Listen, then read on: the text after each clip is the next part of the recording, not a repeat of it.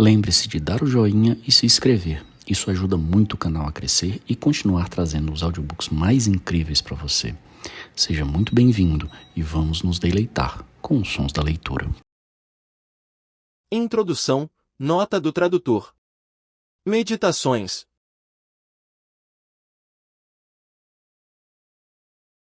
Marco Aurélio Antonino Augusto, em latim Marcus Aurelius Antoninus Augustus, nasceu em 26 de abril de 121 e morreu em 17 de março de 180, tendo sido imperador de Roma de 161 a 180. Foi o último dos governantes de Roma conhecidos como os 5 bons imperadores e o último imperador da Pax Romana. O reinado de Marco Aurélio foi marcado por conflitos militares. No Oriente, o Império Romano lutou com sucesso com o Império Parta revitalizado e com o reino rebelde da Armênia. Marco derrotou os marcomanos, quados e os sármatas nas guerras marcomânicas. No entanto, estes e outros povos germânicos passaram a representar uma ameaça preocupante para o Império. Acredita-se que a perseguição aos cristãos no Império Romano tenha aumentado durante o seu reinado. A peste antonina eclodiu em 165 ou 166 e devastou a população do Império Romano, causando a morte de 5 milhões de pessoas. Meditações foi escrito em grego koiné, intitulado, literalmente Coisas para eu próprio. É uma série de 12 livros em que Marco Aurélio registra suas notas pessoais sobre o estoicismo como fonte de sua própria orientação e autoaperfeiçoamento. Marco Aurélio enfrentava desafios, conspirações e obstáculos durante o dia, e à noite se colocava em profunda reflexão e escrevia suas notas pessoais antes de dormir. É improvável que o imperador tenha pretendido que os escritos fossem publicados e a obra não tem título oficial. Meditações é um dos vários títulos comumente atribuídos à coleção. Esses escritos assumem a forma de citações de tamanho variável, de uma frase a parágrafos longos. O estilo de escrita que permeia o texto é simplificado, direto e refletindo a perspectiva estoica de Marco, que não se enxerga como pertencente à realeza, mas como um homem entre outros homens, o que permite ao leitor relacionar-se com sua sabedoria. Um tema central das meditações é a importância de analisar o julgamento de si mesmo e dos outros em uma perspectiva cósmica. A aceitação da morte e o debate sobre a existência ou não de Deus permeia todo o livro. Suas ideias estoicas envolvem evitar a indulgência sensorial, uma habilidade que, segundo ele, libertará o homem das dores e prazeres do mundo material. Ele afirma que a única maneira de um homem ser prejudicado por outros é permitir que sua reação o domine. Tudo é opinião. Racionalidade e lucidez permitem que se viva em harmonia com o universo. Marco Aurélio frequentemente expressa uma atitude que hoje poderíamos chamar de agnóstica, implicando ou mesmo afirmando diretamente que não importa se alguém acredita na providência divina, para os estoicos Deus é a própria natureza, ou apenas em átomos e caos. Visão epicuriana, ateísta. As ideias e princípios recorrentes expressadas por Marco Aurélio são aquelas que ele acreditava importantes para si mesmo como homem e como imperador. É provavelmente o clássico estoico mais lido de todos. As lições, percepções e perspectivas contidas neste notável trabalho são tão relevantes hoje quanto eram há 2 milênios atrás. Este volume apresenta a sabedoria intemporal do imperador Marco Aurélio e sua filosofia estoica, com pesquisas sobre sua vida e seus tempos. Contém visões valiosas sobre tópicos como resiliência, moderação e controle emocional. Discute como viver de acordo com a natureza e respeitar princípios éticos sólidos. Trechos. A morte, e a vida, a honra e a desonra, a dor e o prazer, todas essas coisas acontecem igualmente aos homens bons e maus, sendo coisas que não nos tornam nem melhores nem piores. Portanto, não são nem boas nem más. 2:11 Retire a sua opinião, e então é tirada a reclamação, fui prejudicado. Tire a queixa, fui ferido, e o dano é tirado. 4:7 Não faça como se você fosse viver 10.000 anos. A morte paira sobre você. Enquanto vive, enquanto está em seu poder, seja bom. 4:17 Tudo é efêmero, tanto quem se lembra como quem é lembrado. 4:35 É uma coisa ridícula para um homem não fugir da sua própria maldade, que é realmente possível, mas tentar fugir da maldade de outros homens, que é impossível. 771. Se um homem está equivocado, instrua-o gentilmente e mostre-lhe seu erro. Mas se não for capaz, culpe-se a si mesmo, ou não culpe nem a si mesmo. Acts 4. Não fale mais sobre como o homem bom deve ser, mas seja um bom homem. X 16. Se não é certo, não o faça, se não é verdade, não o diga. 12:17. A tradução. A tradução para o português foi baseada em versões em inglês, principalmente no trabalho de George Long. Também foram consultadas as versões de Merrick Casalbon, 1634, e Arthur S. L. Farquharson, 1944. A leitura das seguintes obras foi fundamental para a conclusão da tradução. Moral Letters to Lucilius by Seneca por Richard Montgomery. Reading Seneca, Stoic Philosophy at Rome por Brad Inwood. 3. E Principlement How to Think Like a Roman Emperor, The Stoic Philosophy of Marcus Aurelius por Donald Robertson. O texto em grego que consta deste volume é o da Universidade Tufts, Perseus Digital Library Project.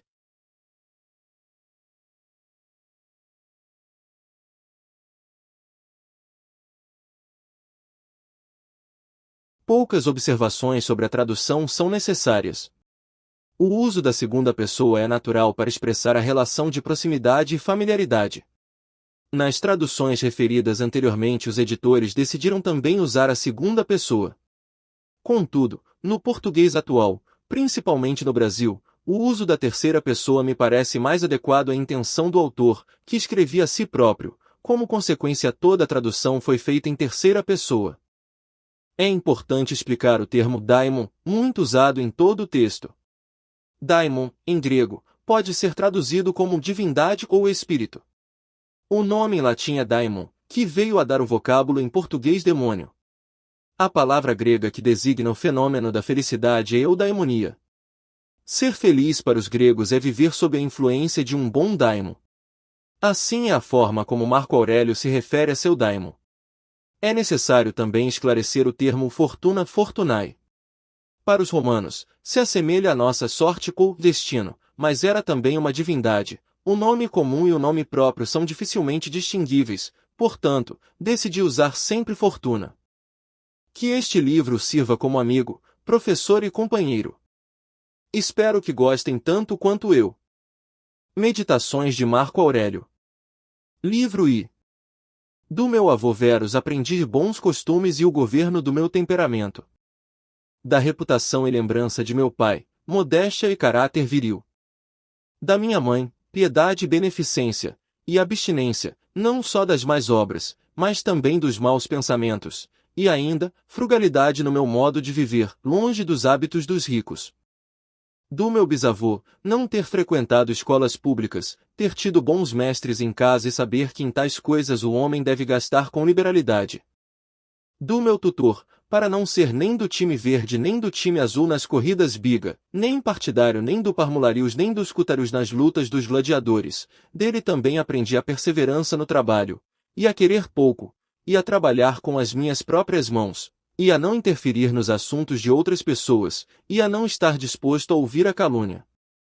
De Diogneto, não me ocupar com coisas insignificantes, e não dar crédito ao que foi dito por milagreiros e malabaristas sobre encantamentos e a expulsão de demônios e tais coisas, e não criar galos para lutar, nem me entregar apaixonadamente a tais coisas, e suportar a liberdade de expressão, e tornar-se íntimo da filosofia, e ter sido um ouvinte, primeiro de Bacheius, depois de Tandazis e Marcianus, e ter escrito diários na minha juventude, e ter desejado um leito de tábuas e pele, e tudo mais do tipo pertence à filosofia. De Rústicos recebi a ideia de que o meu caráter necessitava de aperfeiçoamento e disciplina, e dele aprendi a não me desviar para a imitação sofisticada, nem para escrever sobre questões especulativas, nem para fazer pequenas orações hortatórias, nem para me exibir como um homem que pratica muita disciplina, ou que faz atos benevolentes para fazer uma exposição, e a abster-me de retórica, e poesia, e escrita fina, e a não andar pela casa com meu vestido de exterior, nem fazer outras coisas do mesmo tipo, e escrever minhas cartas com simplicidade, como a carta que Rusticus escreveu de Sinoessa à minha mãe, e com respeito àqueles que me ofenderam com palavras, ou me fizeram mal, estar facilmente disposto a ser apaziguado e conciliar, logo que tenham demonstrado disponibilidade para se reconciliar, e ler atentamente, e não me contentar com uma compreensão superficial de um livro, nem apressadamente dar meu consentimento àqueles que falam demais, e estou-lhe grato por conhecer-os. Discursos de Epicteto, que ele me transmitiu de sua própria coleção. De Apolônio aprendi a liberdade do desejo e a firmeza constante de propósito, e a não olhar para nada mais, nem mesmo por um momento, exceto para a razão, e a ser sempre o mesmo, em dores agudas, por ocasião da perda de um filho, e em doença prolongada, e a ver claramente em um exemplo vivo que o mesmo homem pode ser ao mesmo tempo resoluto e ceder, e não se encolerizar ao dar suas instruções, e ter tido diante dos meus olhos um homem que considerava claramente sua experiência e sua habilidade em expor princípios filosóficos como o menor de seus méritos, e dele aprendi a receber dos amigos o que são favores preciosos, sem ser humilhado por eles ou deixá-los passar despercebidos. De sexto, uma posição benevolente, o exemplo de uma família governada de maneira paternal, e a ideia de viver de acordo com a natureza, e a seriedade, sem afetação, e cuidar diligentemente dos interesses dos amigos, e tolerar os ignorantes e aqueles que formam opiniões sem consideração, mas ele tinha o poder de acomodar-se facilmente a todos, para que o relacionamento com ele fosse mais agradável que qualquer bajulação, e ao mesmo tempo ele era mais admirado pelos que com ele se associavam, e tinha a faculdade de descobrir e ordenar, de um modo inteligente e metódico, os princípios necessários à vida, e nunca demonstrou raiva ou qualquer outra paixão, mas era inteiramente livre de paixão, e também muito afetuoso, e podia expressar aprovação sem ostentação, e possuía muito conhecimento sem exibição. De Alexandre, o gramático, para abster-se de encontrar falhas, e não censurar aqueles que proferiram qualquer expressão bárbara ou solecista ou estranha, mas para prontamente responder com a própria expressão que deveria ter sido usada, e na maneira dar confirmação, ou juntar-se a uma inquirição sobre a própria coisa, não sobre a palavra, ou por qualquer outra forma adequada de sugestão. De Frontão aprendi a observar o que é inveja, falsidade e hipocrisia em um tirano, e que geralmente aqueles entre nós que são chamados patrícios são bastante deficientes em afeto paterno. De Alexandre, o platônico, não com frequência nem sem necessidade dizer a alguém, nem escrever em uma carta, que não tem o tempo livre, nem desculpar continuamente o descaso dos deveres exigidos por nossa relação com aqueles com quem vivemos, alegando ocupações urgentes. De Catulo não ficar indiferente quando um amigo encontra falhas, ainda que sem razão, mas tentar reconduzi-lo à sua disposição habitual, e estar disposto a falar bem dos mestres, como se relata de Domício e de Atenodoto, e amar verdadeiramente os meus filhos. De meu irmão Severo, a amar meus parentes, amar a verdade e amar a justiça, e através dele aprendi a conhecer Atrásias, Euvídio, Catão, Dião, Bruto, e dele recebi a ideia de um governo no qual existe a mesma lei para todos, um governo administrado em relação a direitos iguais e igual liberdade de expressão, e a ideia de um governo régio que respeite principalmente a liberdade dos governados. Eu aprendi dele também a consistência e firmeza inabalável na minha atenção à filosofia, e uma disposição para fazer o bem, e dar aos outros prontamente, e acalentar boas esperanças, e acreditar que eu sou amado pelos meus amigos, e nele eu não observei nenhuma dissimulação de suas opiniões com respeito àqueles que ele reprovava, e que seus amigos não tinham necessidade de conjecturar o que ele queria ou não queria, pois era bastante claro.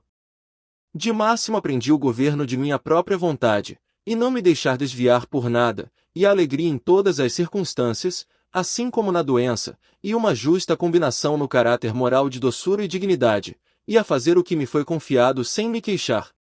Eu observei que todos julgavam que ele pensava enquanto falava, e que em tudo o que fazia nunca tinha má intenção, e nunca mostrou espanto e surpresa, e nunca teve pressa, nem se deixou levar a fazer nada, nem ficou perplexo ou desanimado, nem jamais riu para disfarçar sua irritação, nem, por outro lado, alguma vez teve paixão ou suspeitas. Ele estava acostumado a fazer atos de beneficência, estava pronto para perdoar e estava livre de toda falsidade, e apresentava a aparência de um homem que não podia ser desviado do certo, ao invés de um homem que havia se aperfeiçoado. Observei, também, que nenhum homem poderia jamais achar que fosse desprezado por Máximo, nem jamais se atreveria a considerar-se um homem melhor. Ele também tinha a arte de ser bem-humorado de uma maneira agradável. Em meu pai observei a suavidade de temperamento e a resolução imutável nas coisas que ele tinha determinado após devida deliberação, e nenhuma vanglória naquilo que os homens chamam de honra, e um amor ao trabalho e à perseverança, e uma disponibilidade para ouvir aqueles que tinham algo a propor para o bem comum, e uma firmeza constante em dar a cada homem segundo os seus desígnios, e sabedoria derivada da experiência das ocasiões tanto para ação vigorosa como para remissão. E observei que tinha superado toda a paixão por rapazes, e se considerava não mais do que qualquer outro cidadão, e libertava seus amigos de toda obrigação de cear com ele ou de assisti-lo por necessidade quando ia ao exterior, e aqueles que não o haviam acompanhado, em razão de qualquer circunstância urgente, sempre o encontravam do mesmo jeito. Observei também seu hábito de averiguação cuidadosa em todos os assuntos de deliberação, e sua persistência, e que ele nunca interrompeu sua análise por estar satisfeito com as aparências que se apresentam primeiro, e que sua disposição era manter seus amigos, e não ficar logo cansado deles, nem ainda ser extravagante em seu afeto, e estar satisfeito em todas as ocasiões, e alegre, e prever as coisas muito longe, e propiciar o bem mais ínfimo sem ostentação, e para controlar imediatamente os aplausos populares e toda a lisonja, e estar sempre vigilante sobre as coisas que eram necessárias para a administração do império, e ser um bom gerente das custas, e pacientemente suportar a censura que recebia por tal conduta, e não ser supersticioso em relação aos deuses, nem cortejar homens com presentes ou tentando agradá-los, ou lisonjeando-os, mas ele mostrou sobriedade em todas as coisas, e firmeza, e nunca qualquer pensamento ou ação maliciosa, nem tampouco amor a modismos. E as coisas que de alguma forma conduzem ao bem da vida, e das quais a fortuna dá um suprimento abundante, ele as usou sem arrogância e sem se justificar, de modo que quando as teve, as desfrutou sem afetação, e quando não as teve, não as quis. Ninguém jamais poderia dizer dele que ele era um sofista ou um petulante ou um pedante, mas cada um reconhecia que ele era um homem maduro, perfeito, acima da lisonja, capaz de administrar seus próprios assuntos e os dos outros homens. Além disso, ele honrou aqueles que eram verdadeiros filósofos, e não reprovou aqueles que fingiam ser filósofos, nem foi conduzido por eles. Ele era também fácil de conversar, e tornava-se agradável, sem qualquer afetação. Ele cuidava razoavelmente da saúde do seu corpo, não como alguém que estava muito ligado à vida, nem por uma questão de aparência pessoal, nem ainda de um modo descuidado, mas de um modo tal que, por meio da sua própria atenção, ele raramente necessitava da arte do médico, da medicina ou de remédios externos. Ele estava mais disposto a dar sem inveja àqueles que possuíam qualquer faculdade particular, tal como a de eloquência ou conhecimento da lei ou da moral, ou de qualquer outra coisa, e deu-lhe sua ajuda, para que cada um pudesse gozar de reputação de acordo com suas habilidades, e ele sempre agiu de acordo com as instituições de seu país, sem demonstrar qualquer afetação em fazê-lo. Além disso, ele não gostava de mudanças nem era instável, mas gostava de ficar nos mesmos lugares, e de empregar-se nas mesmas coisas, e depois de suas crises de dor de cabeça ele retornava imediatamente rejuvenescido e vigoroso às suas ocupações habituais.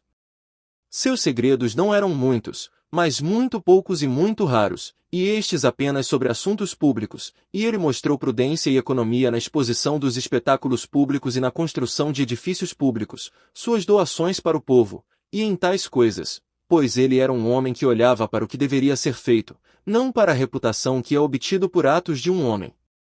Não tomava banho em horas inconvenientes, não gostava de construir casas, não tinha luxo com o que comia, nem sobre a textura e a cor de suas roupas, nem sobre a beleza de seus escravos. Sua vestimenta vinha de Loril, sua vila na costa, e de Lanúvio. Sabemos como ele se comportava com o cobrador de impostos de Tusculo que pediu seu perdão, e tal era todo o seu comportamento. Não havia nele nada duro, nem implacável, nem violento, nem, como se pode dizer, nada levado até o ponto de suor, mas ele examinava todas as coisas várias vezes, como se tivesse abundância de tempo, e sem confusão, de modo ordenado, vigoroso e consistente. E isso poderia ser aplicado tanto a ele como a Sócrates. Ele era capaz tanto de se abster, como de gozar daquelas coisas das quais muitos são demasiado fracos para se abster, e não podem gozar sem excesso. Mas ser forte o suficiente tanto para suportar uma coisa como para ser sóbrio na outra é a marca de um homem que tem uma alma perfeita e invencível, como ele mostrou na doença de Máximo. Aos deuses estou em dívida por ter bons avós, bons pais, uma boa irmã, bons professores, bons associados, bons parentes e amigos, quase tudo de bom. Além disso, devo aos deuses que não me precipitei em nenhuma ofensa contra nenhum deles, embora eu tivesse uma disposição que, se a oportunidade tivesse oferecido, poderia ter me levado a fazer algo desse tipo, mas, por seus favores, nunca houve tanta coincidência de circunstâncias que me pusessem à prova. Além disso, sou grato aos deuses por não ter sido educado com a concubina do meu avô, por ter preservado a flor da minha juventude e por não ter feito prova da minha virilidade antes da época certa, mas por ter adiado o tempo, por ter sido submetido a um governante pai que foi capaz de tirar toda a soberba de mim e de me levar ao conhecimento de que é possível a um homem viver num palácio sem querer guardas ou vestidos bordados, tochas e estátuas, e assim dizer, um espetáculo, mas que está no alcance desse homem aproximar-se muito da maneira de uma pessoa privada, sem ser, por essa razão, ou mais mesquinho em pensamento, ou mais negligente em ação, com respeito às coisas que devem ser feitas para o interesse público, de uma maneira que convenha a um governante. Agradeço aos deuses por me terem dado um tal irmão, que, pelo seu caráter moral, pôde despertar-me para a vigilância sobre mim mesmo, e que ao mesmo tempo me satisfez pelo seu respeito e afeto, que os meus filhos não foram tolos nem deformados no corpo, que eu não adquiri mais proficiência em retórica, poesia e outros estudos, nos quais eu talvez devesse ter estado completamente envolvido, se eu tivesse visto que eu estava progredindo neles, que eu tinha pressa para colocar aqueles que me criaram em uma posição de honra, que eles pareciam desejar, sem afastá-los com a esperança de eu fazer isso algum outro tempo depois, porque eles eram ainda muito jovens, que eu conhecera Apolônio, Rústico, Máximo, que eu receberá impressões claras e frequentes sobre viver de acordo com a natureza, e que tipo de vida é, de modo que, na medida em que dependia dos deuses, e seus dons, e ajuda, e inspirações, nada me impediu de viver imediatamente de acordo com a natureza, embora eu ainda ficasse aquém disso por minha culpa,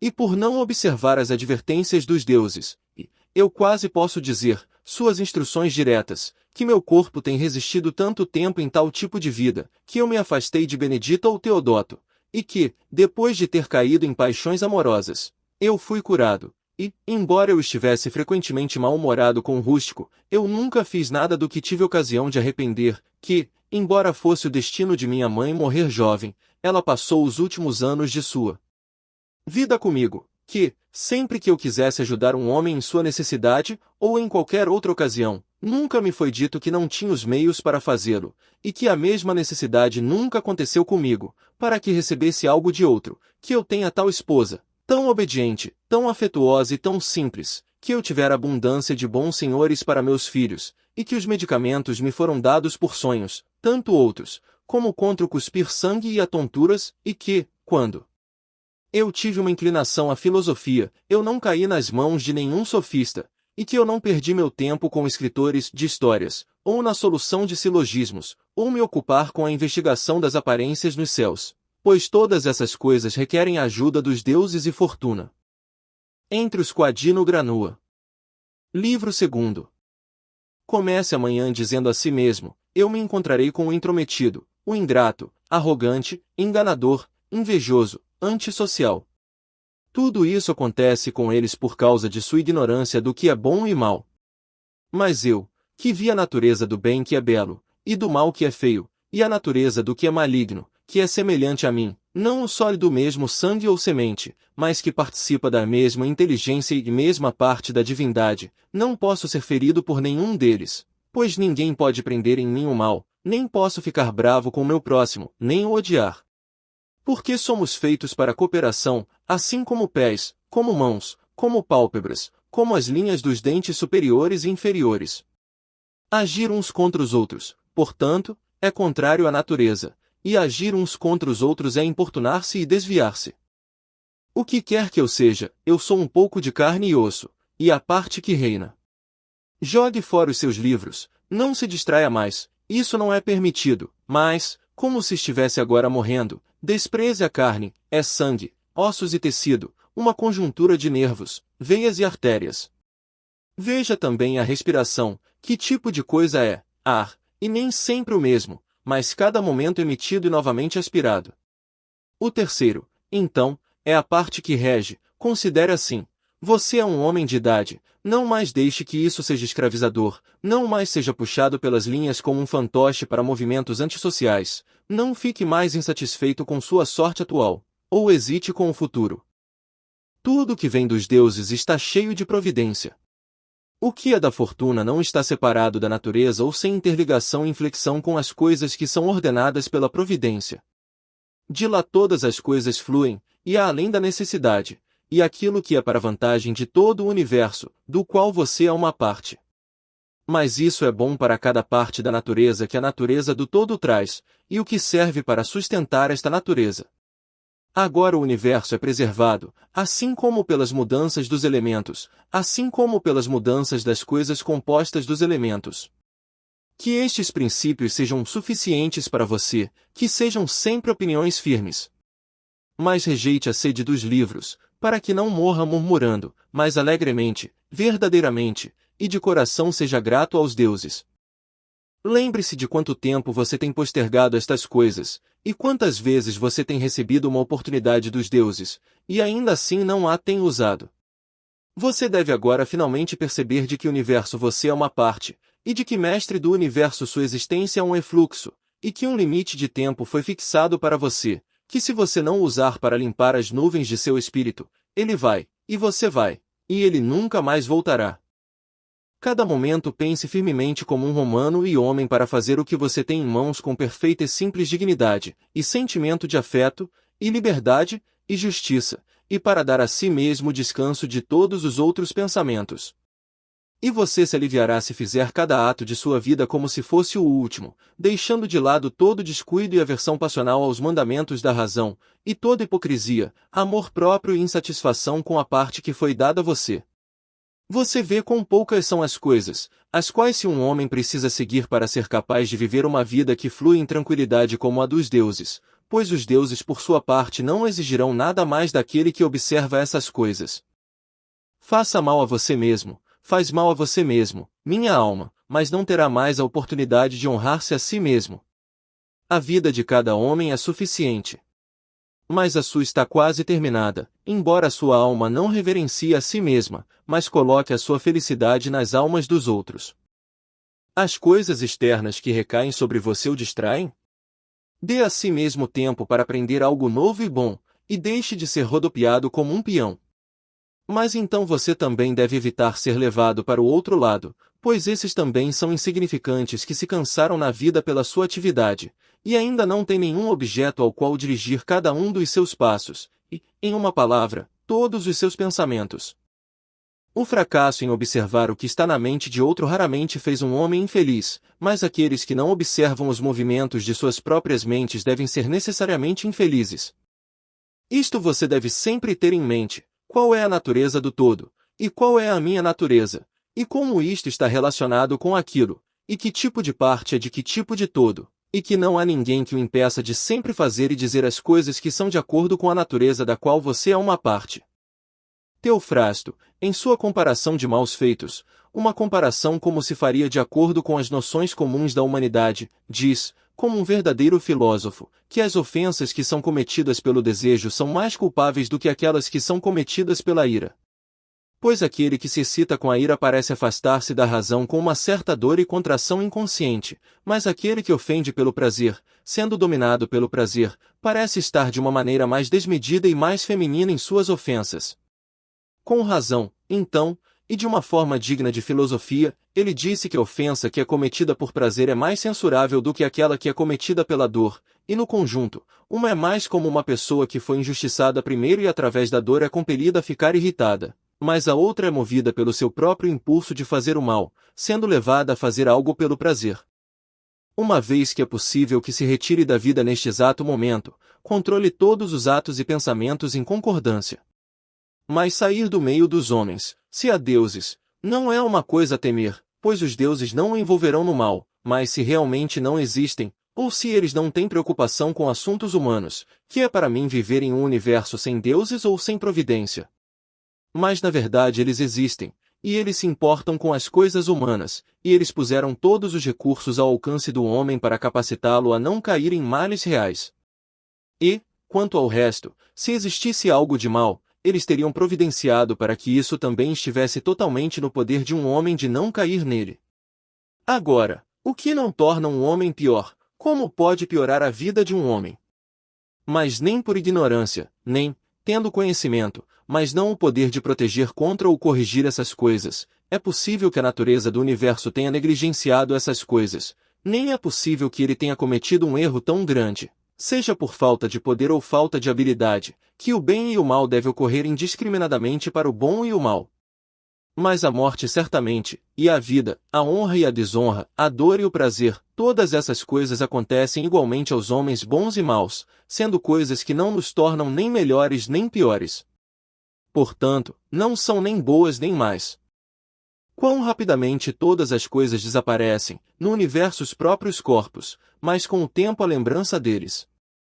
Qual é a natureza de todas as coisas sensatas, e particularmente aquelas que atraem com a sedução do prazer ou aterrorizam pela dor, ou são apregoadas pela fama vaporosa, quão sem valor, e desprezíveis, e sórdidas, e perecíveis, e mortas elas estão? Tudo isso é parte da faculdade intelectual de observação.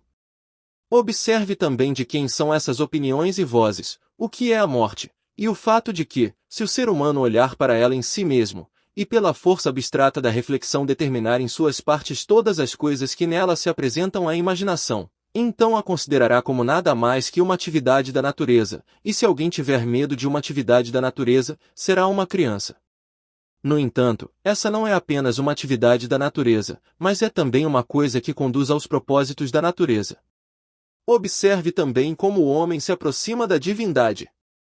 Nada é mais miserável do que um homem que atravessa tudo em círculos e se empenha nas coisas debaixo da terra, como diz o poeta, e procura por conjetura o que está na mente de seus semelhantes, sem perceber que basta cuidar do daimon dentro dele, e reverenciá-lo sinceramente. E a reverência do daimon consiste em mantê-lo livre de paixão e inconsciência, e de insatisfação com o que vem dos deuses e dos homens. Pois as coisas dos deuses merecem veneração por sua excelência, e as coisas dos homens devem ser-nos queridas em razão do parentesco, e às vezes até, de certo modo, elas despertam nossa piedade em razão da ignorância dos homens do bem e do mal, sendo este defeito não menos do que a cegueira que nos priva do poder de distinguir as coisas brancas e negras. Ainda que você vá viver 3.000 anos, e tantas vezes 10.000 anos, lembre-se ainda que nenhum homem perde outra vida além da que agora vive, nem outra vida além da que agora perde. O mais longo e o mais curto são assim levados ao mesmo. Porque o presente é o mesmo para todos, embora o que perece não seja o mesmo, e assim o que está perdido parece ser um mero momento. Pois um homem não pode perder nem o passado nem o futuro, pois aquilo que um homem não tem, como pode alguém tirar-lhe? Estas duas coisas, então, você deve ter em mente, a primeira, que todas as coisas desde a eternidade são de semelhantes formas e vêm em círculos, e que não faz diferença se um homem deve ver as mesmas coisas durante 100 anos, ou 200, ou um tempo infinito, e a segunda, que o que tem maior longevidade e aquele que vai morrer logo perderão exatamente a mesma coisa. Porque o presente é a única coisa de que um homem pode ser privado, se é verdade que isto é a única coisa. Lembre-se que tudo é opinião. Pois o que foi dito pelo cínico monimo é evidente, e também evidente é a utilidade do que foi dito, se um homem se apropria do essencial. A alma do homem comete atos de violência contra si mesma, antes de mais nada, quando se torna um tumor, por assim dizer, uma excrescência no universo. Pois ser incomodado com tudo o que acontece é uma dissociação de nós mesmos da natureza, em alguma parte da qual estão contidas as naturezas de todas as outras coisas. Em segundo lugar, a alma violenta-se a si mesma quando se afasta de qualquer ser humano, ou mesmo se dirige a ele com a intenção de ferir, como são as almas dos que se enfurecem. Em terceiro lugar, a alma comete violência a si mesma quando é dominada pelo prazer ou pela dor. Em quarto lugar, quando ela desempenha um papel, e faz ou diz qualquer coisa dissimulada e indisciplinada. Em quinto lugar, quando permite que qualquer ato próprio e qualquer ação seja sem finalidade, e faz qualquer coisa sem pensar e sem considerar o que é, sendo certo que mesmo as menores coisas sejam feitas com referência a um fim. E a finalidade das criaturas racionais é seguir a razão e a lei mais venerada. Da vida humana o tempo é um ponto, e a substância está em fluxo, e a percepção difícil, e a composição do corpo como um todo sujeita à putrefação, e a alma um turbilhão, e a fortuna difícil de ser revelada, e a fama uma coisa sem discernimento. E, para dizer tudo em uma palavra, tudo que pertence ao corpo é uma torrente, e o que pertence à alma é um sonho e um vapor, e a vida é uma guerra e uma viagem ao estrangeiro, e depois da fama está o esquecimento. O que é então aquilo que é capaz de conduzir um homem? Uma coisa, e só uma, é a filosofia. Mas isto consiste em manter o daimon dentro de um homem livre de violência e ileso, superior às dores e prazeres, não fazendo nada sem um propósito, nem ainda falsamente com hipocrisia, não sentindo a necessidade de outro homem fazer ou não fazer nada, e além disso, aceitando tudo o que acontece, e tudo o que lhe é atribuído, como vindo de lá, de onde quer que esteja, de onde ele mesmo veio, e, finalmente, esperando a morte com uma mente alegre, como sendo nada mais que uma dissolução dos elementos de que todo ser vivo é composto. Mas, se não há malefício para os próprios elementos em cada um deles, que se transformam continuamente em outros, por que haveria o ser humano de ter qualquer receio da mudança e da dissolução de todos os elementos? Pois isso está de acordo com a natureza, e nada existe de mal que esteja de acordo com a natureza. Isso foi escrito em Carnuntum. Livro 3º. Devemos considerar não só que a nossa vida é desperdiçada diariamente e que uma parte menor dela nos sobra, mas também outra coisa deve ser levada em conta: se um homem viver mais tempo, é muito incerto se o seu raciocínio ainda será suficiente para a compreensão das coisas e se manterá o poder da contemplação para adquirir o conhecimento do divino e do humano. Pois, se ele começar a caducar, a transpiração, a nutrição, a imaginação e o apetite, e tudo mais que houver, não falhará, mas o potencial de se aproveitar de si mesmo, preencher a medida do nosso dever, separar claramente todas as aparências e considerar se uma pessoa deve ou não abandonar a vida, e tudo mais do tipo requer absolutamente uma razão disciplinada, tudo isso já se encontra exaurido. Devemos, pois, apressar-nos, não só porque estamos diariamente mais perto da morte, mas também porque a compreensão das coisas e a compreensão da vida cessam primeiro. Devemos observar também que mesmo as coisas que se seguem às que são produzidas segundo a natureza contêm algo agradável e atraente. Por exemplo, quando o pão é cozido, algumas partes são rachadas na superfície, e essas partes que assim se abrem, e têm uma certa moda contrária ao propósito da arte do padeiro, são belas de uma maneira, e de uma maneira peculiar excitam um desejo de comer.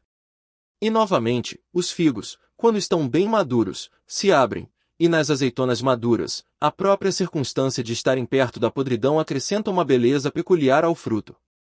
E as espigas de milho curvando-se para baixo, as sobrancelhas do leão, a espuma que flui da boca do javalis e muitas outras coisas, embora estejam longe de serem belas se um homem as examinar várias vezes, ainda assim, porque são consequência das coisas que são formadas pela natureza, ajudam a adorná-las, e elas agradam a mente. Assim, se o ser humano tiver um sentimento e uma intuição mais profunda a respeito das coisas que são produzidas no universo, dificilmente haverá uma das que seguem um caminho natural que não lhe pareça estar disposta a dar prazer. E assim ele verá até mesmo as verdadeiras mandíbulas abertas de feras selvagens com igual prazer do que aquelas que os pintores e escultores mostram por imitação, e em uma mulher idosa e um homem velho ele poderá ver uma certa maturidade e beleza, e a beleza atraente dos jovens ele poderá ver com olhos castos, e muitas dessas coisas se apresentarão, não agradando a todos, mas àqueles que verdadeiramente se tornaram familiares à natureza e suas obras. Hipócrates, depois de curar muitas doenças, ele próprio adoeceu e morreu. Os Cálides anunciaram a morte de muitos, e então o destino também os pegou. Alexandre e Pompeu, e Caio César, depois de tantas vezes destruírem completamente cidades inteiras, e em uma batalha cortando em pedaços muitas dezenas de milhares de cavalaria e infantaria, eles também finalmente se retiraram da vida. Heráclito, depois de tantas especulações sobre a conflagração do universo, encheu-se de água internamente e morreu envolto em lama. E os piolhos destruíram Demócrito, e outros piolhos mataram Sócrates. O que significa tudo isso? Você embarcou, fez a viagem, veio à praia, saia. Se de fato há outra vida, não há falta de deuses, nem mesmo ali, mas se há um estado sem sensação, você deixará de ser dominado por dores e prazeres, e de ser um escravo do corpo, que é tão inferior quanto aquele que o serve é superior, ilegível, pois um é inteligência e divindade, o outro é terra e corrupção. Não desperdice o restante de sua vida em pensamentos sobre outros, quando não referir seus pensamentos a algum objeto de utilidade comum. Pois você perde a oportunidade de fazer outra coisa quando tem pensamentos como estes: o que uma pessoa está fazendo, e por quê, e o que está dizendo, e o que está pensando, e o que está planejando, e o que está forjando, e tudo mais do tipo nos faz vagar longe da observação do nosso próprio poder de decisão. Devemos então verificar na série de nossos pensamentos tudo que não tem um propósito e é inútil, mas principalmente o sentimento de excesso de curiosidade e o maligno. E um homem deve usar a si mesmo para pensar naquelas coisas somente sobre as quais se deve perguntar repentinamente: o que você tem agora em seus pensamentos? Com perfeita franqueza você pode responder imediatamente, isto ou aquilo, para que de suas palavras fique claro que tudo em você é simples e benevolente, e tal como convém a um animal social, e um que não se importa com pensamentos sobre divertimentos ou prazer sexual. Nem tem qualquer rivalidade ou inveja e suspeita, ou qualquer outra coisa pela qual você coraria se você devesse dizer que o tinha em sua mente. Pois o homem que é tal, e não mais retarda estar entre os melhores, é como um padre e ministro dos deuses, usando também a divindade que é plantada dentro dele, o que torna o homem livre de contaminação por prazer, ileso de qualquer dor, intocado por qualquer insulto, sem se sentir mal, um lutador na luta mais nobre, aquele que não pode ser dominado por qualquer paixão, tingido profundamente com justiça, aceitando com toda a sua alma tudo o que acontece e é atribuído a ele como sua porção, e não muitas vezes, nem ainda sem grande necessidade e para o interesse geral, imaginando que outro diz, ou faz, ou pensa. Pois é só o que pertence a si mesmo que importa para a sua atividade, e pensa constantemente naquilo que lhe é atribuído da soma total das coisas, e faz seus próprios atos justos, e é persuadido de que a sua parte é boa. E lembra também que todo animal racional é seu parente, e que cuidar de todos os homens está de acordo com a natureza do homem, e o homem deve manter o pensamento não de todos, mas apenas daqueles que confessadamente vivem de acordo com a natureza. Mas, quanto àqueles que não vivem assim, eles sempre têm em mente que tipo de homens eles são tanto em casa quanto fora de casa, tanto de noite quanto de dia, e o que eles são, e com quais homens eles vivem uma vida impura. Por conseguinte, ele não valoriza de todo o louvor que vem de tais homens, uma vez que eles nem sequer estão satisfeitos consigo mesmos. Não trabalhe de má vontade, nem sem consideração pelo interesse comum, sem a devida consideração, nem com distração, nem deixe o enfeite estudado desviar os seus pensamentos, e não seja nem homem de muitas palavras, nem ocupado com demasiadas coisas. E mais ainda, que a divindade que está em você seja guardiã de um ser vivo, másculo e de idade madura, e engajado na matéria política, e um romano, e um governante, que tomou seu posto como um homem esperando o sinal que o convoca a se retirar da vida, e pronto para ir, não requerendo nem do voto nem do testemunho de qualquer homem. Seja alegre também, e não busque ajuda externa nem a tranquilidade que os outros dão. Então, o dever de um homem é permanecer em pé, não ser mantido em pé pelos outros. Se você encontrar na vida humana algo melhor do que justiça, verdade, temperança, fortaleza e, em uma palavra, algo melhor do que a autossatisfação de sua própria mente nas coisas que ela lhe permite fazer de acordo com a razão, e na condição que é designada a você sem sua própria escolha, se, eu digo, você vir algo melhor do que isso, volte para isso com toda a sua alma, e aproveite o que você encontrou como sendo melhor. Mas se nada parece ser melhor do que a divindade que está plantada em si, que submeteu a si mesmo todos os seus apetites, e cuidadosamente examina todas as impressões, e, como Sócrates disse, se separou das persuasões do sentido, e se submeteu aos deuses, e se preocupa com a humanidade, se você achar tudo mais menor e de menor valor do que isso, não dê lugar a mais nada, pois se você uma vez divergir e inclinar-se para aquilo, não mais poderá, sem distração, dar preferência àquela coisa boa que a sua própria posse e sua propriedade, pois não é certo que algo de qualquer outro tipo, tal como o louvor de muitos, ou poder, ou gozo de prazer, deve entrar em competição com aquilo que é racional e politicamente ou praticamente bom. Todas essas coisas, mesmo que pareçam se adaptar às melhores coisas em um pequeno grau, obtêm a superioridade uma vez só, e nos levam para longe. Bem, então, se for útil para você como um ser racional, mantenha-se fiel a ele, mas se for útil para você apenas como um animal, afirme-o, e mantenha seu julgamento sem arrogância, apenas assegure-se que você faça a análise por um método seguro. Nunca valorize algo como útil a si mesmo que o obrigue a quebrar sua promessa, a perder seu respeito próprio, a odiar qualquer homem, a suspeitar, a maldizer, a agir como hipócrita, a desejar qualquer coisa que precise de muros e cortinas. Pois aquele que preferiu a tudo mais sua própria razão e sua divindade e adoração de sua excelência, não faz nenhuma ação nefasta, não se lamenta, não precisará nem de solidão nem de muita companhia, e, o principal de tudo, viverá sem perseguir nem fugir da morte, mas se por mais ou menos tempo ele terá a alma enclausurada no corpo, ele não se importa de modo algum com isso, pois mesmo que tenha de partir imediatamente, ele irá tão prontamente como se fosse fazer qualquer outra coisa que possa ser feita com decência e ordem, tomando cuidado apenas disso durante toda a vida, que seus pensamentos não se desviem de nada que pertence a um animal inteligente e membro de uma comunidade civil. Na mente de quem é casto e purificado, não encontrará coisa alguma corrupta, nem impureza, nem conflito algum.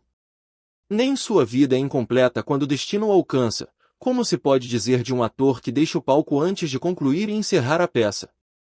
Além disso, não há nele nada de servil, nem afetado, nem demasiadamente vinculado a outras coisas, nem ainda desligado de outras coisas, nada digno de culpa, nada que procure um lugar oculto. Reverencia a faculdade que produz a opinião. Desta faculdade depende inteiramente se existirá na sua parte dominante qualquer opinião inconsistente com a natureza e a constituição do animal racional. E esta faculdade promete libertação do julgamento precipitado, amizade com os homens e obediência aos deuses. Descarte, pois, todas as coisas, mantém apenas estas que são poucas, e, além disso, tenha em mente que cada homem vive apenas neste tempo presente, que é um ponto indivisível, e que todo o resto de sua vida é passado ou é incerto. Curto é, pois, o tempo que cada homem vive, e pequeno é o canto da terra onde vive, e curta é também a mais longa fama póstuma, e mesmo isto só continuado por uma sucessão de humanos miseráveis, que morrerão muito cedo, e que não conhecem sequer a si mesmos, e menos ainda aquele que morreu há muito tempo. Aos conselhos que foram mencionados acrescente-se ainda este: faça para si mesmo uma definição ou descrição da coisa que lhe é apresentada, de modo a ver claramente que tipo de coisa é na sua substância, na sua nudez, na sua totalidade, e diga-lhe o seu nome próprio, e os nomes das coisas de que foi composta, e em que será dissolvida. Pois nada é tão frutífero de elevação da mente como ser capaz de examinar metodicamente e verdadeiramente cada objeto que é apresentado a você na vida, e sempre olhar para as coisas de modo a ver ao mesmo tempo que tipo de essência é, e que tipo de uso se faz nele, e que valor tem com referência ao todo, e que com referência ao homem, que é um cidadão da maior cidade, de que todas as outras cidades são como famílias, o que cada coisa é, e do que ela é composta, e quanto tempo é a natureza desta coisa para persistir, e que virtude eu preciso em relação a ela, como suavidade, masculinidade, verdade, fidelidade, simplicidade, contentamento, e o restante. Portanto, em todas as ocasiões um homem deve dizer: isto vem de Deus, e isto é de acordo com a atribuição e fio do destino, e assim como coincidência e acaso, e isto é de um da mesma linhagem, e um parente parceiro, aquele que não sabe, no entanto, o que está de acordo com sua natureza. Mas eu sei, por isso me comporto para com ele de acordo com a lei natural da comunhão com benevolência e justiça. Ao mesmo tempo, porém, nas coisas indiferentes procuro determinar o valor de cada uma. Se você trabalhar naquilo que está diante de você, seguindo a razão correta com seriedade, vigor, calma, sem permitir que nada mais o distraia, mas mantendo sua alma pura, como se você fosse obrigado a devolvê-la imediatamente, se você não esperasse nada, nada temendo, mas satisfeito com sua atividade atual, segundo a natureza, e com a verdade absoluta em cada palavra e som que você proferir, você vai viver feliz. E não há nenhum homem que seja capaz de impedir isso. Como os médicos têm sempre seus instrumentos e bisturis prontos para casos que de súbito requerem sua habilidade, assim você tem princípios prontos para a compreensão das coisas divinas e humanas, e para fazer tudo, mesmo o menor, com uma lembrança do vínculo que une o divino e o humano um ao outro. Pois não faria nada de bom no que diz respeito ao homem sem ter uma referência às coisas divinas, nem o contrário. Não vagueie mais em perigo, pois não irá ler as suas próprias memórias, nem os atos dos antigos romanos e helenos, nem as seleções dos livros que você estava reservando para a sua velhice. Apresse-se, pois, até o destino que tem diante de você, e, jogando fora esperanças vazias, venha em seu próprio auxílio enquanto estiver em seu poder. Não compreendem quantas coisas são significadas pelas palavras roubar, semear, comprar, ficar quieto, ver o que se deve fazer, porque isto não é feito pelos olhos, mas por outra espécie de visão. Corpo, alma, inteligência, ao corpo pertence a sensação, a alma, os apetites, a inteligência, os princípios. Compreender as impressões das formas por meio das aparências também se aplica aos animais, ser puxado pelas cordas do desejo se aplica tanto aos animais selvagens como aos homens que se fizeram mulheres, a um Fálares e a um Nero. E ter a inteligência que guia as coisas que parecem adequadas se aplica também aos que não acreditam nos deuses e que traem sua terra e fazem suas práticas impuras quando fecham as portas. Se então tudo mais é comum a tudo o que mencionei, permanece o que é peculiar ao homem bom, para agradar e contentar-se com o que acontece, e com a fortuna que é tecida para ele, e não contaminar a divindade que é colocada em seu peito, nem a perturbar por uma multidão de imagens, mas preservá-la tranquila, seguindo-a obedientemente como um Deus, nem dizendo nada contrário à verdade, nem fazendo nada contrário à justiça. E se todos os homens se recusam a acreditar que vivem uma vida simples, modesta e contente, não se zangam com nenhuma delas, nem se desviam do caminho que leva ao fim da vida, ao qual um homem deve chegar puro, tranquilo, pronto para partir, e sem qualquer compulsão perfeitamente reconciliado com seu destino. Livro 4. Aquilo que rege seu interior, quando está de acordo com a natureza, é influenciado pelos acontecimentos, que sempre se adapta facilmente ao que é exequível e lhe é apresentado. Porque não necessita de material definido, mas move-se para o seu fim, sob certas condições, no entanto, e faz para si material daquilo que lhe é contrário, como o fogo se apodera do que lhe cai dentro, o que teria extinguido uma pequena luz, quando o fogo é forte, logo se apropria da matéria que lhe foi colocada, e a consome, e se torna mais forte por meio desse mesmo material. Que nenhum ato seja feito sem um propósito, nem de outra forma que não seja de acordo com os princípios perfeitos da arte. Os homens buscam retiros para si mesmos, casas no campo, à beira-mar e nas montanhas, e você também tem o hábito de desejar muito estas coisas. Mas esta é sem dúvida uma marca da espécie mais comum de homens, pois está em seu poder sempre que você escolher se retirar em si mesmo. Em nenhum outro lugar com mais sossego ou mais liberdade dos problemas um homem se retira do que em sua própria alma, particularmente quando ele tem dentro de si tais pensamentos que, olhando para eles, fica imediatamente em perfeita tranquilidade, e eu afirmo que a tranquilidade nada mais é do que a boa ordem da mente. Então, dê constantemente a si mesmo este retiro, e se renove, e que seus princípios sejam breves e fundamentais, os quais, assim que recorreres a eles, serão suficientes para purificar completamente a alma, e para lhe libertar de todo descontentamento com as coisas para as quais você retorna. Pois com o que você está descontente? Com a maldade dos homens? Recorde à sua mente esta conclusão, que os animais racionais existem uns para os outros, e que resistir é uma parte da justiça, e que os homens fazem o mal involuntariamente, e considere quantos já, depois de mútua inimizade, suspeita, ódio e luta, foram estendidos mortos, reduzidos a cinzas, e finalmente calados. Recorde à sua lembrança esta alternativa, ou a providência ou átomos coincidência fortuita de coisas, ou lembre-se dos argumentos pelos quais foi provado que o mundo é uma espécie de comunidade política e fique quieto por fim, mas talvez as coisas corpóreas ainda se fixem em você. Mas talvez as coisas corpóreas ainda se prendam a você por causa do desejo da coisa chamada fama. Veja quão logo tudo é esquecido, e olhe para o caos do tempo infinito de cada lado do presente, e o vazio dos aplausos, e a mutabilidade e falta de julgamento naqueles que fingem dar louvor, e a estreiteza do espaço dentro do qual ele está circunscrito e, finalmente, fique quieto. Porque toda a terra é um ponto, e quão pequeno é o recanto dela de sua morada, e quão poucos nela estão, e que espécie de pessoa é aquela que lhe louvará. Isto então permanece. Lembre-se de se retirar para este pequeno território de sua propriedade e, sobretudo, não se distraia nem se sobrecarregue, mas seja livre, e veja as coisas como um homem, como um ser humano, como um cidadão, como um mortal. Mas, entre as coisas mais prontas à sua mão para as quais se converterá, sejam estas, que são duas. Uma é que as coisas não tocam a alma, pois são exteriores e permanecem imóveis, mas nossas perturbações vêm apenas da opinião que está dentro. A outra é que todas essas coisas, que você vê, mudam imediatamente e já logo não serão mais, e constantemente tenha em mente quantas dessas mudanças você já testemunhou. O universo é transformação, a vida é opinião. Se a nossa parte intelectual é comum, também a razão, segundo a qual somos racionais, é comum. Se assim é, comum também é a razão que nos ordena o que fazer e o que não fazer. Se assim é, existe também uma lei comum. Se assim é, somos irmãos cidadãos. Se assim é, somos membros de alguma comunidade política. Se assim é, o mundo é de certo modo um Estado. De que outra comunidade política comum alguém dirá que a raça humana inteira é membro? E dali, desta comunidade política comum, vem também a nossa própria faculdade intelectual e de raciocínio e a nossa capacidade de governar, ou de onde vêm elas?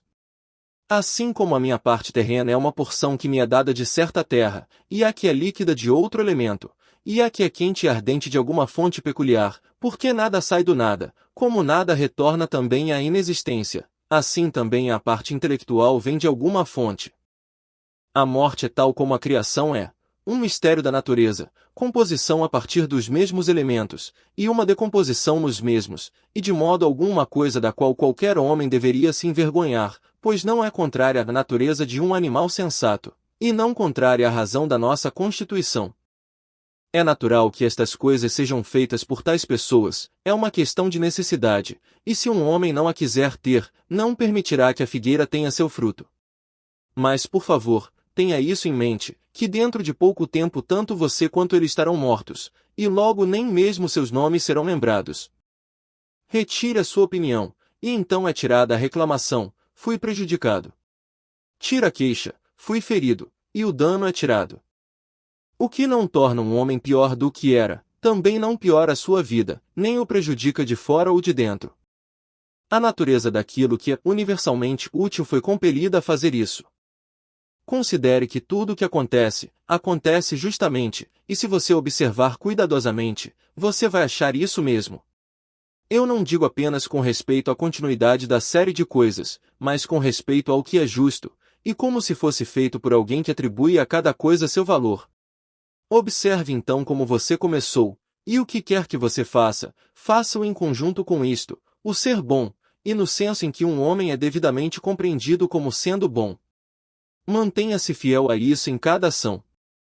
Não tenha tal opinião das coisas como aquele que lhe faz mal, ou como ele quer que você tenha, mas olhe para elas como elas são na verdade. Um homem deve sempre ter estas duas regras em prontidão, uma para fazer apenas o que a razão da faculdade de governar e legislar pode sugerir para o uso dos homens, a outra, para mudar sua opinião, se houver alguém à mão que o corrija e o afaste de qualquer opinião. Mas esta mudança de opinião deve proceder apenas de uma certa persuasão, a partir do que é justo ou de vantagem comum, e assim por diante, não porque parece agradável ou porque traz reputação. Você tem raciocínio? Por que, então, não o utiliza? Pois se isto fizer seu próprio trabalho, que mais desejaria? Você tem existido como uma parte. Você desaparecerá naquilo que o produziu, mas antes você será acolhido de volta em seu princípio primordial pela transmutação. Muitos grãos de incenso no mesmo altar, um cai antes, outro cai depois, mas não faz diferença. Dentro de 10 dias você vai parecer um deus para aqueles a quem você é agora uma fera e um macaco, se você voltar aos seus princípios e à adoração da razão. Não faça como se você fosse viver 10.000 anos. A morte paira sobre você. Enquanto vive, enquanto está em seu poder, seja bom. Quanta angústia evita quem não olha para ver o que o seu próximo diz ou faz ou pensa, mas apenas para o que ele próprio faz, para que seja justo e puro, ou, como diz Agathon, não olhe para a moral depravada dos outros, mas ande direto pela linha sem se desviar dela. Aquele que tem um desejo ardente de fama póstuma não considera que cada um daqueles que se lembram dele também morrerá muito em breve, então também os que sucederam, até que toda lembrança tenha sido extinta, como é transmitida através de homens que tolamente admiram e perecem. Mas suponha que aqueles que se lembrarão são até mesmo imortais, e que a lembrança será imortal. O que então é isso para você? E não digo o que é isso para os mortos, mas o que é para os vivos? Que é elogio, certamente até onde tem uma certa utilidade. Pois agora você rejeita de modo inapropriado o dom da natureza, apegando-se a outra coisa. Tudo que é de alguma forma belo é belo em si mesmo, e termina em si mesmo, não tendo louvor como parte de si mesmo. Nem pior nem melhor uma coisa é feita por ser louvada. Afirmo isto também das coisas que são chamadas de belas pelo ordinário, por exemplo, coisas materiais e obras de arte. O que é realmente belo não precisa de nada, nem mais do que a lei, nem mais do que a verdade, nem mais do que a benevolência ou a modéstia. Qual destas coisas é bela porque é louvada, ou estragada por ser criticada? Será que uma esmeralda é pior do que era, se não for louvada? Ou ouro, marfim, púrpura, lira, lâmina, flor, arbusto? Se as almas continuam a existir, como é que o ar as contém desde a eternidade? Mas como é que a terra contém os corpos daqueles que foram enterrados desde tempos tão remotos? Pois assim como a mutação desses corpos após uma certa continência, seja ela qual for, e sua dissolução, abre espaço para outros corpos mortos, assim também as almas que são removidas para o ar depois de subsistirem por algum tempo são transmutadas e difusas, e assumem uma natureza ardente ao serem recebidas na inteligência primordial do universo, e desta forma abrem espaço para as almas frescas que vêm habitar nele. E esta é a resposta que um homem pode dar sobre a hipótese de que as almas continuam a existir. Mas não devemos pensar apenas no número de corpos que estão assim enterrados, mas também no número de animais que são comidos diariamente por nós e pelos outros animais. Pois que quantidade é consumida e, portanto, enterrada nos corpos dos que se alimentam deles. E, no entanto, esta terra os recebe por causa das mudanças desses corpos em sangue, e das transformações no elemento atmosférico ou ardente. Qual é a investigação sobre a veracidade desta matéria? A divisão entre o que é material e o que é a causa da forma. Não se deixa arrastar, mas em cada movimento tem a respeito à justiça, e na ocasião de cada sensação mantém a faculdade de compreensão. O que se harmoniza comigo, é o que é harmonioso para contigo, ó universo. Nada para mim é demasiado cedo nem demasiado tarde, o que para você está no devido tempo. Tudo é fruto para mim que as suas estações trazem, ó natureza, de você são todas as coisas, em você estão todas as coisas, para você todas as coisas retornam. O poeta diz, querida cidade de Cécropes, e não diria você, querida cidade de Zeus? Ocupe-se com poucas coisas, diz o filósofo, se quiser ficar tranquilo, mas considere se não seria melhor dizer, faça o que é necessário, e qualquer que seja a razão do animal que é naturalmente social, e como ele exige. Pois isso traz não só a tranquilidade que vem de fazer bem, mas também a que vem de fazer poucas coisas. Já que, na maior parte do que dizemos e fazemos, é desnecessário, se um homem remove isso, terá mais lazer e menos mal-estar. Por isso, em todas as ocasiões, o ser humano deve perguntar a si mesmo, é esta uma das coisas desnecessárias? Agora o ser humano deve retirar não apenas os atos desnecessários, mas também os pensamentos desnecessários, pois assim os atos supérfluos não se sucederão. Experimente como lhe convém a vida do homem bom, a vida daquele que está satisfeito com sua parte do todo, e satisfeito com seus próprios atos justos e disposição benevolente. Acaso já viu estas coisas? Olha também para essas coisas. Não se perturbe. Faça-se simplicidade. Alguém faz injustiça? É a si mesmo que ele faz o mal. Aconteceu-lhe alguma coisa? Bem, do universo, desde o início, tudo o que acontece foi dividido e distribuído a você. Em uma palavra, sua vida é curta. Você deve se voltar para aproveitar o presente com a ajuda da razão e da justiça. Seja sóbrio em seu sossego. Ou é um universo bem organizado ou um caos amontoado, mas ainda assim um universo. Mas pode uma certa ordem subsistir em você, e desordem no todo? E isso também quando todas as coisas são tão separadas e difusas e solidárias. Um caráter sombrio, um caráter feminino, um caráter teimoso, bestial, infantil, animal, estúpido, falso, grosseiro, fraudulento, tirânico. Se é um desconhecedor do universo quem não sabe o que está nele, nem por isso é um desconhecedor quem não sabe o que se passa nele. É um foragido, que foge da razão social, é cego, que fecha os olhos do entendimento, é pobre, que tem necessidade de outro, e não tem de si todas as coisas úteis à vida. É um abscesso no universo que se afasta e se separa da razão de nossa natureza comum, desagradando-se com as coisas que acontecem, pois, a mesma natureza produz isso, e também produziu você, é uma peça arrancada do mundo, que rasga, sua própria alma da de animais razoáveis, que é uma só. Um é um filósofo sem túnica, e o outro sem livro, aqui está outro meio nu, pão eu não tenho, diz ele, mas eu obedeço à razão, e não consigo os meios de viver do meu aprendizado, e eu cumpro pela minha razão. Ame a arte, por mais humilde que seja, que você tenha aprendido, e se contente com ela, e passe pelo resto da vida como aquele que confiou aos deuses com toda a sua alma tudo o que tem, não se fazendo nem o tirano nem o escravo de nenhum homem. Considere, por exemplo, os tempos de Vespasiano. Verá todas estas coisas, pessoas casando, criando filhos, doentes, morrendo, guerreando, banqueteando, negociando, cultivando a terra, lisonjeando, obstinadamente arrogantes, suspeitando, conspirando, esperando que alguns morram, resmungando sobre o presente, amando, acumulando tesouros, desejando consulado, poder majestoso. Pois bem, portanto, a vida dessas pessoas não existe mais. Novamente, retire-se para os tempos de Trajano. Novamente, tudo é o mesmo. A vida deles também se foi. Da mesma maneira, veja também as outras épocas do tempo e de nações inteiras, e veja quantas depois de grandes esforços logo caíram e foram dissolvidas nos elementos.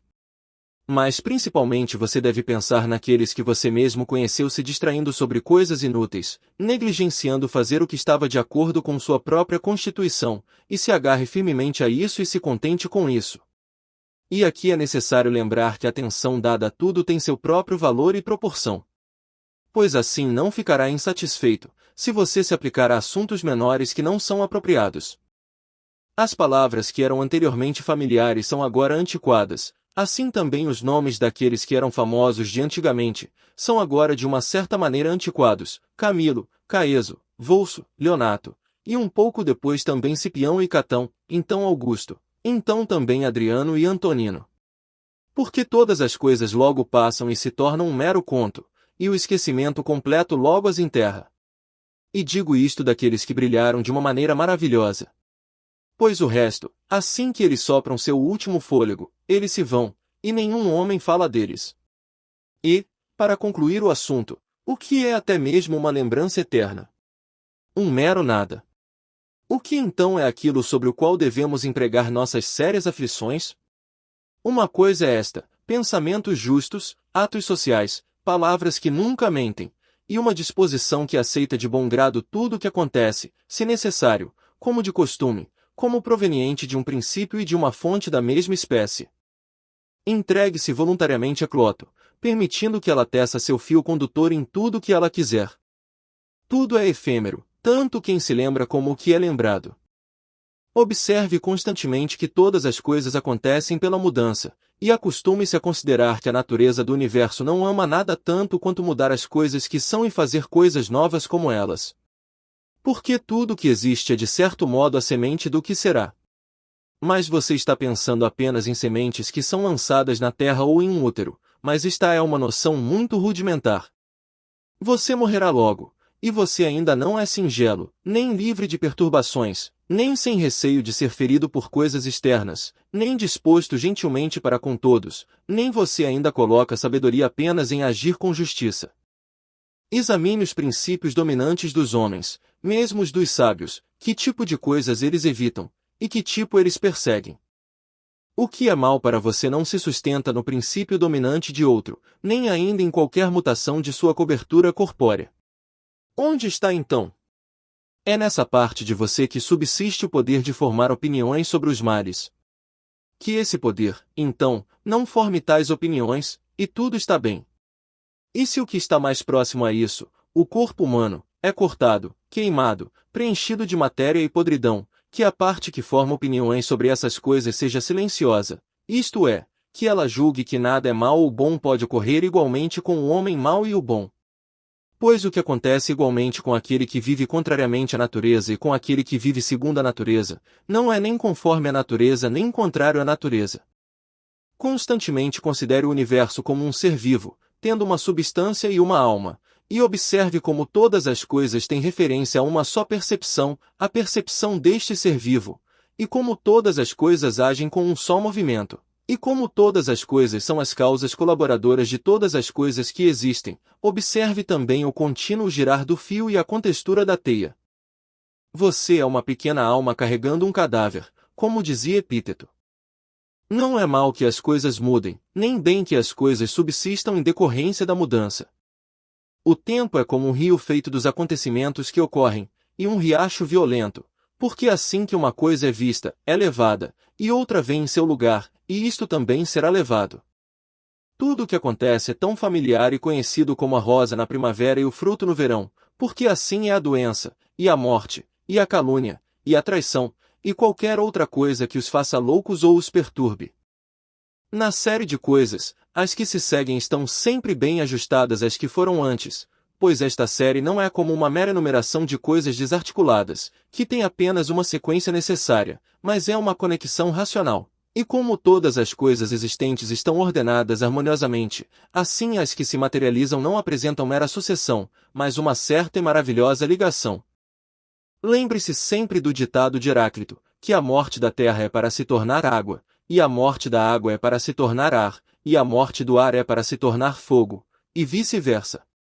E pense também naquele que esquece aonde o caminho leva, e que os homens brigam com aqueles com os quais estão mais constantemente em comunhão, a razão que governa o universo, e as coisas com que eles se encontram diariamente parecem-lhes estranhas. E considere que não devemos agir e falar como se estivéssemos dormindo, pois mesmo durante o sono parecemos agir e falar, e que não devemos, como crianças que aprendem com seus pais, simplesmente agir e falar como nos ensinaram. Se algum Deus dissesse que amanhã morreria, ou certamente no dia depois de amanhã, não importaria muito se fosse no terceiro dia ou no dia seguinte, a menos que estivesse no mais alto grau de espírito mesquinho, pois quão pequena é a diferença. Portanto, não pense que é grande coisa morrer depois de tantos anos em vez de amanhã.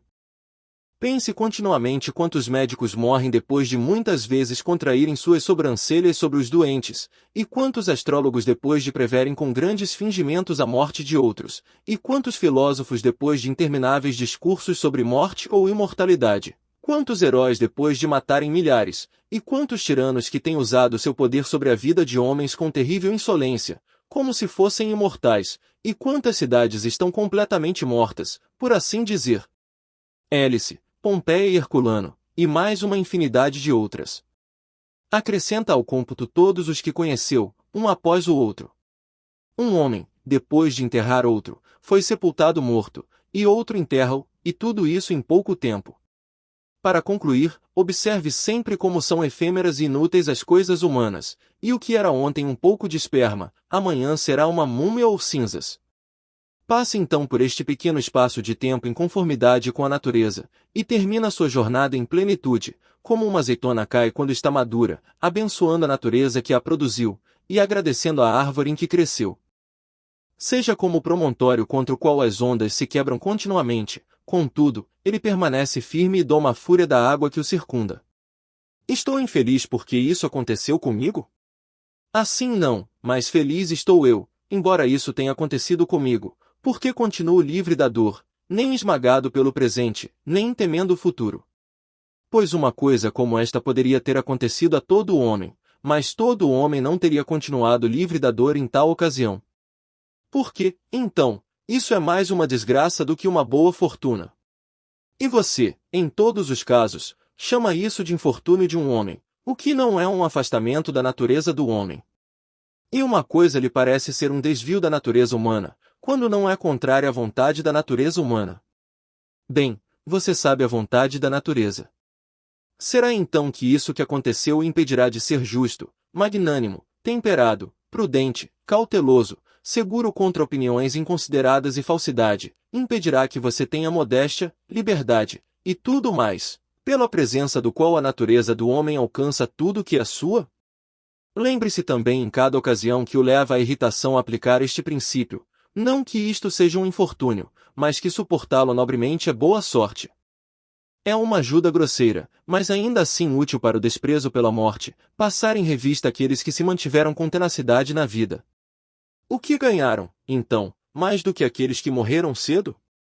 Certamente eles jazem em seus túmulos em algum lugar finalmente, Cadiciano, Fábio, Juliano, Lépido, ou qualquer outro como eles, que levaram muitos para serem enterrados, e depois foram levados a cabo eles mesmos. Ao todo o intervalo é pequeno entre o nascimento e a morte, e considere com quanta angústia, e em companhia de que tipo de pessoas, e em que corpo débil, este intervalo é laboriosamente passado. Não considere então a vida uma coisa de qualquer valor. Pois olhe para a imensidão do tempo atrás de você, e para o tempo que está diante de você, outro espaço sem limites. Neste infinito, então, qual é a diferença entre aquele que vive 3 dias e aquele que vive 3 gerações? Corra sempre para o caminho mais curto, e o caminho mais curto é o natural, por conseguinte, diga e faça tudo em conformidade com a razão mais sólida. Pois tal propósito liberta um homem de problemas, e da guerra, e de todo artifício e ostentação.